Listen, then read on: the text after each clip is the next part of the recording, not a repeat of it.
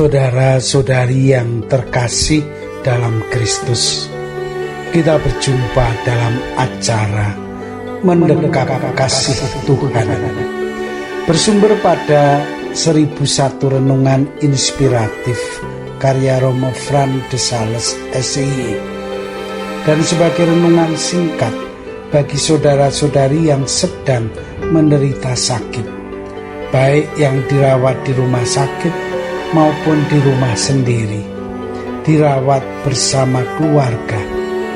Dengan saya, Romo Valentinus Teja Antara SIY, dari komunitas SIY Teluk Betung, Lampung. Pada hari ini, kita ingin merenungkan tema berusaha berlaku benar dan jujur. Menjadi kaya raya memang tak dilarang. Namun kalau mendadak jadi paling kaya, ya itu bikin orang tercengang. Pemerintah pun jadi curiga. Ini kisah seorang terkaya di Cina yang harus mendekam di balik jeruji. Namanya Huang Guangyu. Beberapa waktu lalu duitnya yang sejumlah 3,6 miliar dolar Amerika Serikat dituduh merupakan hasil manipulasi. Huang ikut bermain di pasar saham. Soalnya adalah cara yang dilakukannya adalah ilegal. Untuk dapat selalu menang, ia sering mengeluarkan uang suap.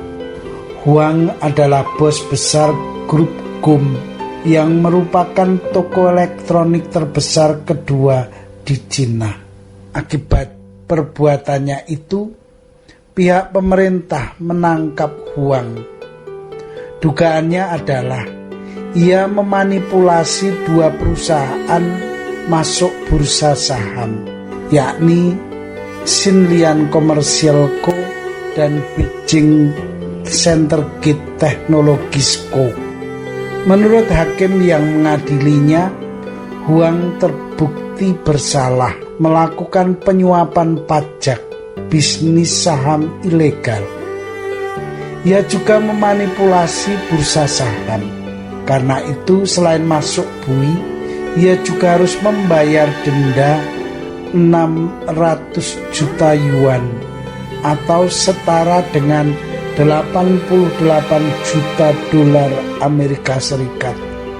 Huang dituduh menawarkan uang suap sebesar 4,56 juta yuan atau sekitar 667 ribu dolar Amerika Serikat kepada sejumlah pejabat.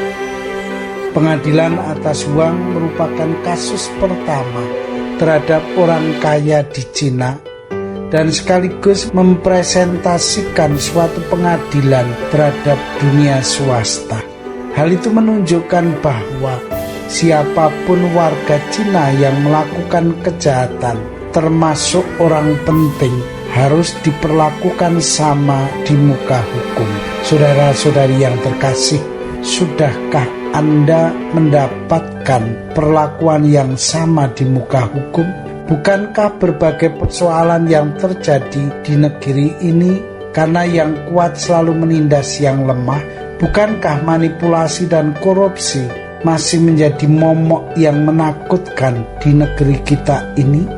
Beberapa waktu yang lalu kita menyaksikan seorang nenek renta mesti mendekam di penjara lantaran mencuri beberapa buah kakao. Ia harus mengalami penderitaan atas apa yang dialami.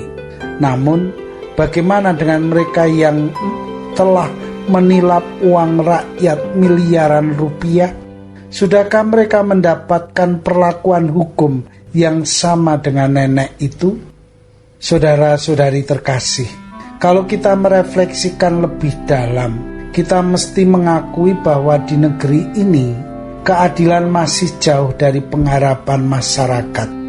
Akibatnya, sering kita saksikan ada penghakiman massa terhadap penjahat dan kejahatan yang dilakukan.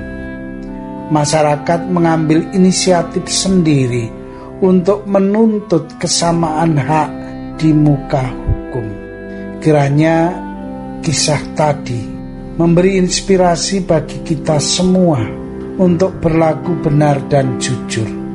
Cara-cara yang melawan hukum mesti disingkirkan oleh setiap warga negara agar kehidupan bersama menjadi lebih baik.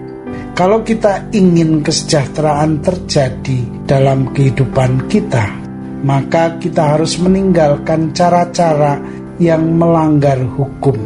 Hidup kita menjadi damai dan bahagia. Kita tidak perlu terseret ke meja hijau untuk diadili. Saudara-saudari terkasih, marilah mengakhiri renungan singkat kita dengan menyatukan iman, harapan, dan kasih kita kepada Tuhan. Akhirnya, berkat dan doaku selalu menyertai Anda yang sedang sakit. Semoga Tuhan memberi kesembuhan, kekuatan, dan ketabahan dalam memanggul salib hidup ini dan diberi semangat serta kesegaran. Doa dan berkatku selalu menyertai Anda. Sampai bertemu dalam renungan selanjutnya.